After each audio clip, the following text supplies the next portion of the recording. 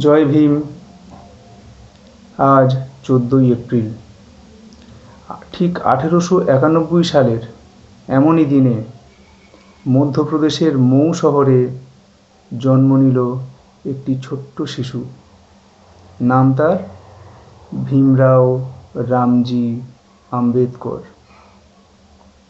তার মায়ের নাম ছিল ভীমাবাই এবং বাবা ছিল রামজি সকপাল।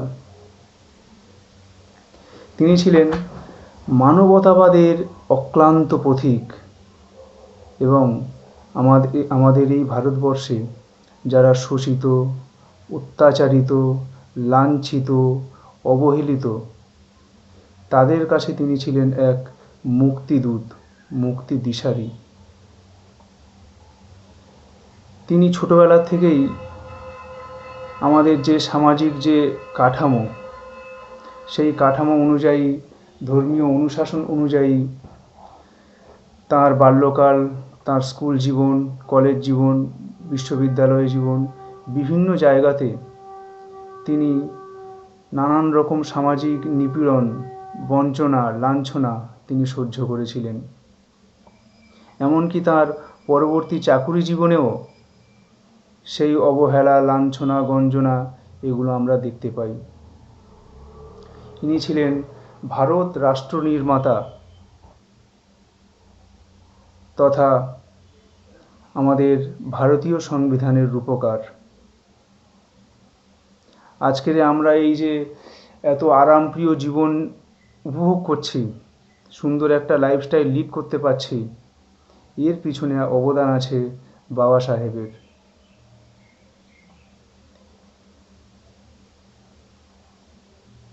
তিনি আমাদের জন্য কি কি করেছিলেন আমরা যদি দেখি, দু একটা দিক দেখি। শ্রমিক এবং নারী, তাদের জন্য তিনি অনেক অনেক কাজ করে গেছিলেন। কি কি কাজ করেছিলেন না, আগেকার দিনে 12 ঘন্টার বেশি আমাদের কাজ করতে হতো। উনি সেটা কি করলেন, 8 ঘন্টা নির্দিষ্ট করে দিলেন যে 8 ঘন্টার বেশি কাজ করলে তখন ওভারটাইম হিসাবে তাকে উপযুক্ত পারিশ্রমিক দিতে হবে। যেটা বাবা সাহেব এই আইন তৈরি করার আগে 12 ঘন্টার অতিরিক্ত কাজ করলেও কোনো রকম পারিশ্রমিক মালিকপক্ষ দিত না। তাছাড়া কি করেছিলেন, আজকেকার দিনে আমরা স্কুল, কলেজ, অফিস, আদালত সব জায়গায় দেখি যে মহিলারা মেটারনিটি লিভ উপভোগ করছে, অর্থাৎ মাতৃত্বকালীন ছুটি। এটাও বাবা সাহেবের অবদান। এই বাবা সাহেবের অবদানের জন্যই আজকের আমরা আমাদের ঘরের সমস্ত জাতি, ধর্ম, বর্ণ নির্বিশেষে সমস্ত মহিলারা এই মেটারনিটি লিভটা উপভোগ করছে।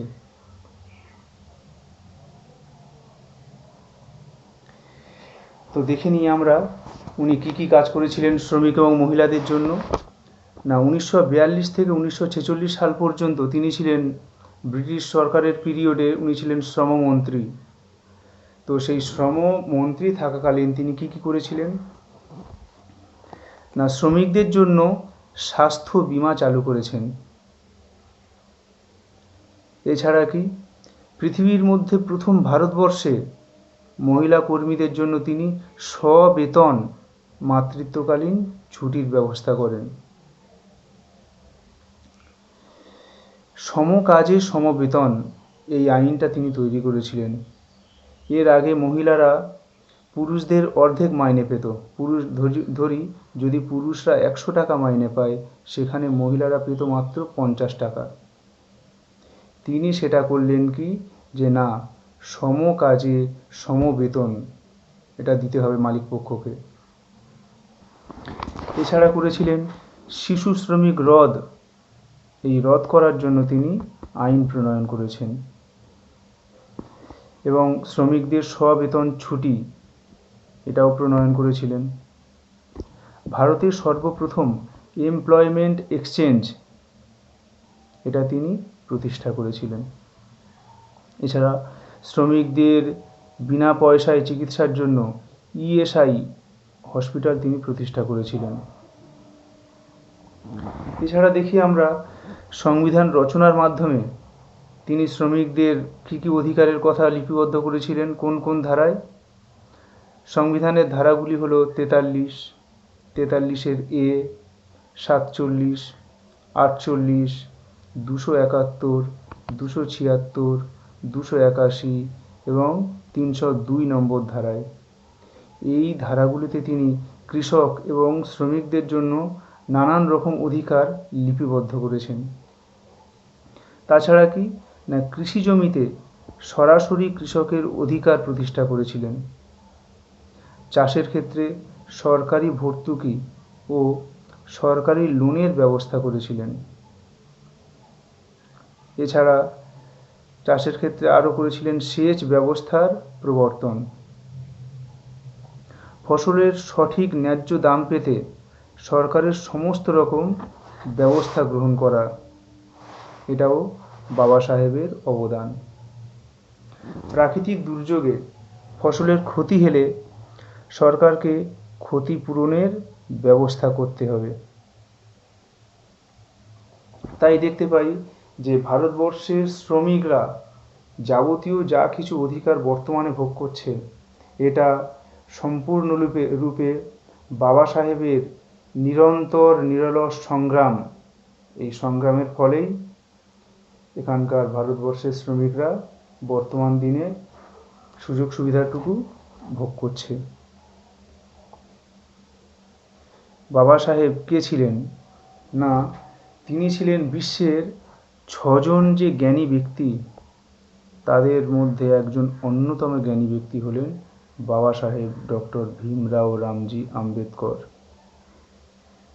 তিনি 9টা ভাষা জানতেন। কি কি ভাষা?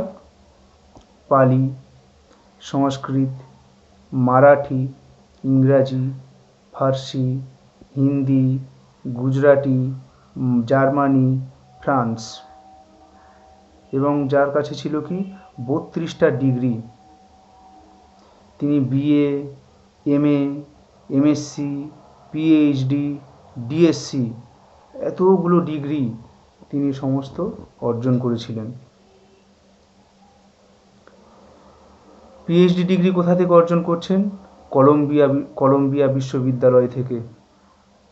এলএলডি কোথা থেকে অর্জন করছেন? London school of economics. এই লন্ডন স্কুল অফ ইকোনমিক্স থেকে তিনি আবার ডিএসসি ডিগ্রিটা লাভ করেছিলেন। ডিএসসিটা কি? Doctor of science. এই ডিগ্রি তিনি লাভ করেছিলেন। এছাড়া ব্যারিস্টার অ্যাট ল, এটা তিনি লাভ করছেন কোথা থেকে? Grace in London. তাহলে আমরা দেখতে পাচ্ছি বিশ্বের বিভিন্ন ইউনিভার্সিটি থেকে তিনি বিভিন্ন রকম ডিগ্রি লাভ করছেন। আজ এই 14ই এপ্রিল বিশ্ব জ্ঞান দিবস হিসাবে পালিত হচ্ছে সারা বিশ্বে, ওয়ার্ল্ড নলেজ ডে।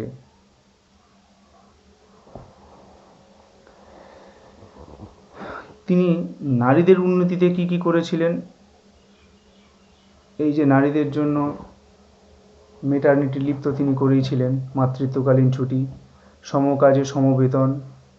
এছাড়া তিনি হিন্দু কোড বিলের মাধ্যমে বাবার সম্পত্তিতে পুত্রের সঙ্গে সঙ্গে কন্যারও যে সমান অধিকার আছে, এটা তিনি প্রতিষ্ঠা করেছিলেন।